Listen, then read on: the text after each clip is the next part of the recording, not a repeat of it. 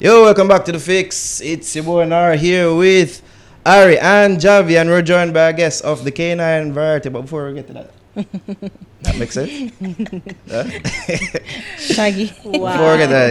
Before we get to that, big ups to our sponsors, Itopia Life Herbos, where cannabis and culture combine for one-of-a-kind experience. Visit them at 10A West Kings House Road, just across from the Canadian Embassy. Also follow them on IG at Itopia Life or their website itopialife.com for the latest info on strains and merch. This video is also brought to you by Lothian's Boutique. Follow them on Instagram at Lothian's Boutique. You can check them out in Portmore at 23 West Tradeway. That's 23 West Tradeway. And you can use my code Ariane10, that's ARIANNE 10, to get 10% off your next bundle purchase. That's Ariane10. Also have a big up Shark Barbers for the sharpest of cuts. Shing. Hit up Shark Barbers. Steve, big up your damn self. Located at 9 Branchtrough Square. And of course, Lulu's Holistic, guys. Use our code TheFix10 to get 10% off your purchase. It's TheFix10 to get 10% off your next purchase. All right, what was the big ups to our patron as well, DB, and big up Tom. Big up yourself, Tom. You know yourself. All right, so we have a guest of the K9 variety, but that is not doing our guest any justice. No, at all. not at all. Whatsoever. Grammy award winning. How many more accolades of a draft? International International Billboard superstars. chart topping. What else? There are many slashes. Many slashes. But Iconic legend. Shaggy is in the building, people. Reggie in the building. Bless up, sir. Give thanks, man. For joining us. Yeah. We are humbled by your presence Definitely. on our platform. Bless up, bless up. Much. Thanks for sharing the platform. Give thanks. So, of course, new album out right now. Mm-hmm. Christmas album.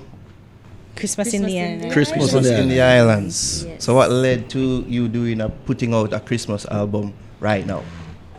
The pandemic I have a whole time for my hand.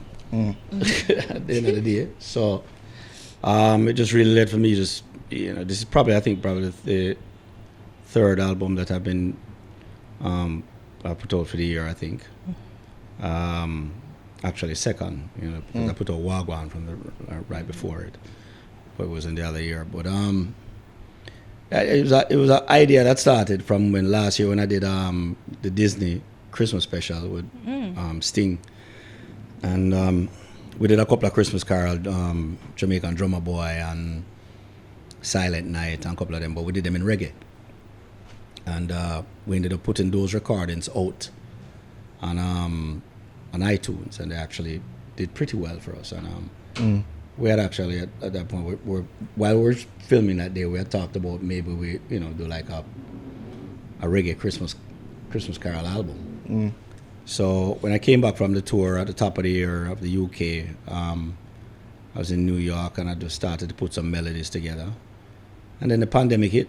And I figured, I said, pandemic probably lasts about 2 months. As did everybody.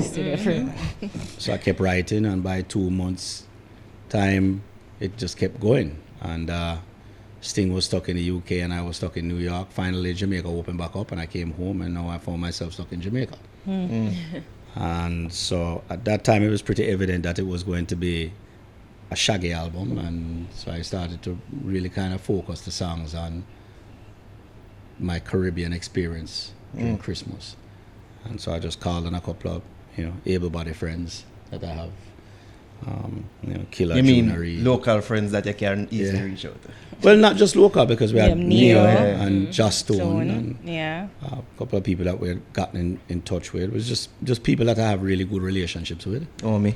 And to be honest with you, once I was writing, each song I was writing at the time, led me to the artist, because sometimes you just come with an idea, and then, like, for instance, Ragamuffin Love, Ragamuffin Christmas, actually, it was really between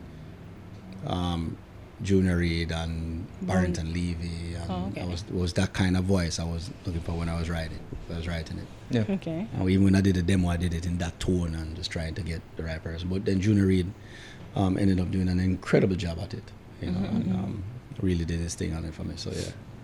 What's the mind frame, or how is it getting into the mind frame of Christmas when you have the pandemic happening? And I mean, it's not, you recorded, I'm assuming, in the summer. So what was it like to get that into that headspace of Christmassy good cheer and all around good vibe when there's so much, and I mean, negativity happening? You remember, if you remember your little picnic, you kind of just go off in your own little world. I'm a dreamer. You know, you go away and you just go off in your little world. You might be in the ghetto, you carry up, you drive a little one of them box truck there. I mean, if you, when you used to have them truck, they will make out a milk box. With the back of stop a wheel them. But in my vision of when me I drive my little truck through my little tenement yard, in my mind, me I think like it's a big 18-wheeler truck, where pretty and shiny, and I mean, so you dream, you know, your imagination are running with you. It's the same thing you do when you're creating. You know, I'm sitting there, I'm thinking about my experiences as a kid when, you know, I do Christmas with my grandmother. You know, I think about grand market, and I think about the things that we did have, the sorrel, you know what I mean, all of them things. You just start think about them, right, and scenarios of them while you think about it, and you just dream. You know, you kind of run out of things to say after first 5 songs still, but you have to find creative ways. And if you listen to songs like Ragamuffin Christmas, really talks about your experience as a Jamaican in the garrison, and how you experienced Christmas. And it was a story beautifully told by Killer and Juna Reid, you know what I mean, where it's believable once you listen to it and hear it. You say, yeah, you can really put yourself out. And then to the far spectrum of everything else, the opposite spectrum of it would be Neo coming with Christmas and the holiday in Jamaica, which is literally his experience as a visitor during Christmas time, which you talk about the sea, the sun, the beaches. Very touristy. When you listen to the song, you're like, this is a tourist board song. Right. So it works on both ends, and you have to cover all spectrum of it. From the garrison part to from the visitor's point of view, from the lover's point of view also. You know what I mean? Each song really talks about, you know, those experiences. Yeah. So all of that, despite the ongoing pandemic, you're able to still have that mindset. It wasn't affected by it, none of that. It no matter, like I said, when you're in the ghetto and you're poor and thinking, in my mind, the truck when I drive was a big truck where, you know, you're rich. If you have a little push cart in your hand, so you think it's a Lamborghini, because you dream. You know what I mean? So you know, people can sit here and let the pandemic get to them, or you can put yourself in a place where, and it's like you sit down and something about you, right? And this person start telling you a joke. Automatically, out of your mind, you forget about where did about it a little while, because you start laugh. Right? Now you might go right back to it, but it's up to you to go sit down and dwell upon that. Or you're gonna take yourself out tight. So for me, you know, one of the biggest things I lost out of the pandemic was touring. You know what I mean? So I have to find different things that excites me. You know what I mean? That makes me feel good. You know what I mean? And you know, writing songs was one of them things. I'm gonna start write a portion of tune. So connecting with Neo and Joss Stone, was it hard, or I mean, was it or pretty No, it wasn't hard easy? because those were relationships I had before. Yeah. This is the second song I do with Neo. Yeah. Neo and I have been friends for years. And one thing I can tell about Neo, I love Jamaica. No, we can't say that. I'm always there. It's just a place I love. Joss Stone is also another person who really love Jamaica too. I know Joss that. Stone did a whole reggae album. Yeah, I know that. Yeah. So she really checked for it and things. And these are just people that I know. So when I could just call upon and just come in, come deal with it for me. Yeah, also it was just easy to say, I'm doing a reggae Christmas album. Send me a verse. I just send it, go get them on. Them just deal with it and come back.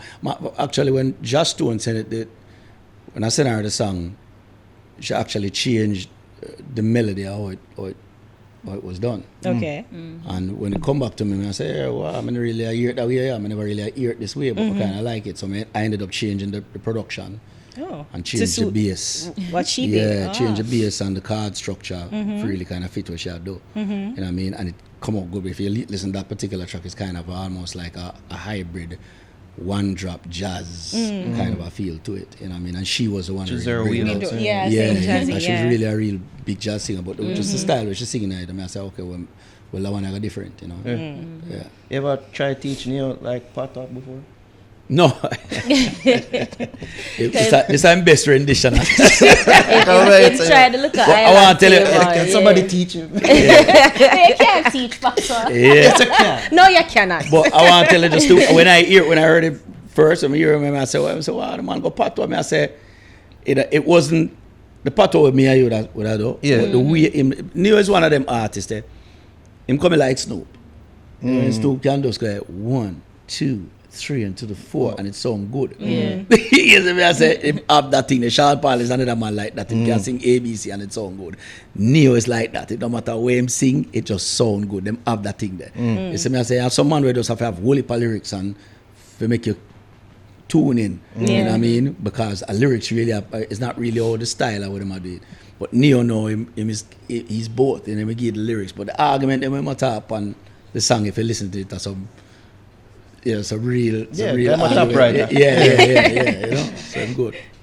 So, in regards to doing this album versus the album with Sting, was there a different approach?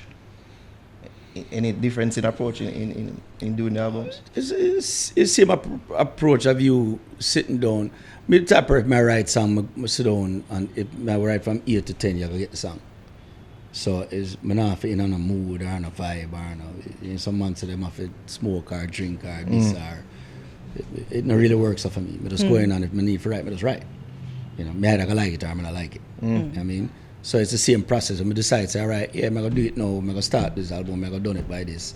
I'm just going to deal with it.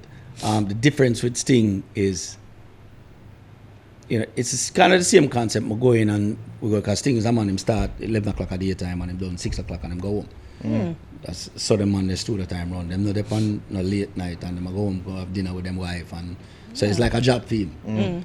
So me like that. You know what I mean? So them come in and I say, yeah, all right, what we have now? This bomb, we pick up him bass and we start throw, so go around the mic and him have a mic and me have a mic and we throw some melody, him throw some melody, and we go back and I say, all right, we're gonna do this and we start right. And you know, his thing now is on the instrumentation, I'm gonna try 5 million different things, which me no used to. But then it made me appreciate the instrumentation of it and the production of it a lot better. So Sting was one of them situations in our life where we never know we needed. He's the brother I didn't know I needed. At this stage of your career? Well, you never stop being a student. You know. The day you stop is the day you're done. So for Sting, it was a kind of an aha moment, as they would say, with Sting. You know what I mean? Where I was shown things and taught things that I never in a million years. And if you talk to him, I'm going to tell you the same thing because my process was mind-boggling to him. Like what? Like what was it? What are you teaching? Like them write music with instruments. Me just write them out of my head. Okay. So you hear the melodies and in your head. Yeah, me hear everything out for go. Everything is by ear for me. His is more theory. You know what I say? It you know, and of course him have him ideas, but him, you know, him is more with instrumentations and stuff like that. And so the process was different, and it would take a whole day or maybe 2 days for write a tune. You know, that one day they may like 4. Wow. So it on a good day. Depends on what kind of coffee me have in that morning. So we've heard the album as Ari mentioned earlier. It's very tourist friendly. We would say. No, I wouldn't say the album is tourist friendly. I would say there are songs on there that are tourist friendly. There are songs like even the one I was playing was So She Love It When It's Christmas. It really talk about a real regular life that we have a girl will like spend. See, but yes, she says she not like Christmas. But when you look at your credit card, you realize about yeah. for somebody when I like Christmas and them things, you we like a good deal. You love buy enough present and when you see the credit card bill go up. That Black Friday deal is great. She can't right? do it different because it look like every day at Christmas for she. But you yourself are realizing at Christmas time the numbers them up. You know what I mean? So at the end of the day, she clearly enjoys Christmas, and you clearly like the fact that she enjoys Christmas. But don't tell me you don't like Christmas. You know what I'm saying? So you tell me, say, okay, you like buy yourself Christmas present, but you just don't want. You know what I'm excited? I just love shopping. Yeah, you just buy it. You like the mood so of Christmas. there are different songs on certain things, you know. songs like Open Presence, Romeo and Virgo do, where it talk about. Remember, them always have the kind of Christmas beach party where them have out the sort of boat, them and the people, them drunk and all of them thing there. Yeah, I've never been. Yeah, I know. yeah, I'm aware. Yeah, so them have it talk about things like that where people who are beach. You know what I mean? Then you have Ragamuffin Christmas where I get a different depiction of the street. So there's different songs. I think it is holiday friendly.